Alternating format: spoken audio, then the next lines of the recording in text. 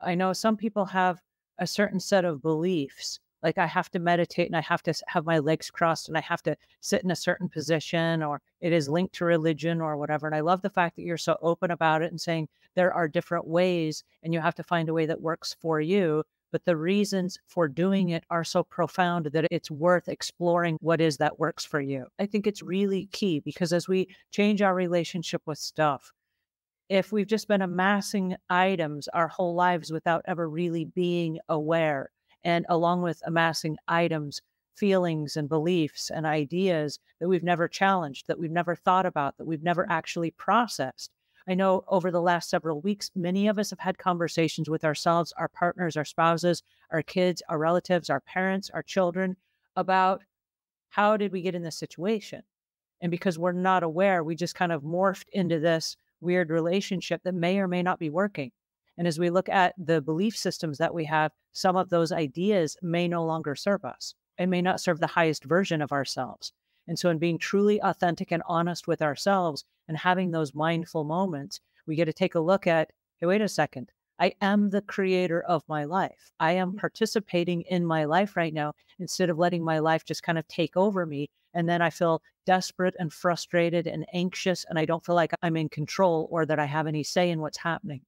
Yes, and I love how you bring this I am the creator of my life because we are the creators of our life, which implies creativity, our ability to keep creating things. Everything that exists in the world was created by a human, except for nature. Everything else, like the chair, was created in somebody's head and became a physical thing. We're constantly creating things, ideas that become words and things that we express and then we create physically. One thing that we don't understand is that sometimes is that to create things, we normally destroy things. And I mean this in a good way. If we want to create a new system, the previous system is going to be replaced by the new system. So sometimes we focus too much on destruction. We don't like this system or how this thing works. This is no longer working. And we just want to destroy this habit or this thing. But if we focus too much on destruction, we bring this energy that can be quite heavy and not necessarily shift anything because we don't know what we want instead. Now, if you know what you want instead, let's say, I want more joy or more lightness in my mind, or whatever is it that you want, like a decluttered home. If you know what you want, to get to what you want, you will destroy what is already there by default without even thinking about it, because that's the only way that the new can come.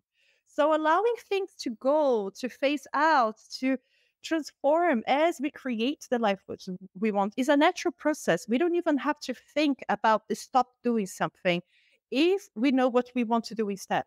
Because if we know what we want to do instead, we can direct our energy towards creation, towards the beauty that we want next. And by default, what was not working will have to go. So if we are very scared, we don't need to necessarily focus on, I want to be less scared. We can focus on be braver, be more loving, because to be braver and more loving, automatically we need to stop being scared without actually necessarily working on the fear. Because where attention goes, energy flows. Whatever you put your mind on gets amplified. So if we think about how cluttered everything is, how scared we are, we actually amplify those things. Now, if we focus instead on what we want to create, if we focus on love, on spaciousness, on clearing, on decluttering, we come with a much lighter energy, a creative energy that will shift the other things that we don't want. So it's a way, it's an approach, it's an attitude that we can have in how we handle everyday life. What is it that we want? What is it that we're going towards instead of focusing on what is not working all the time?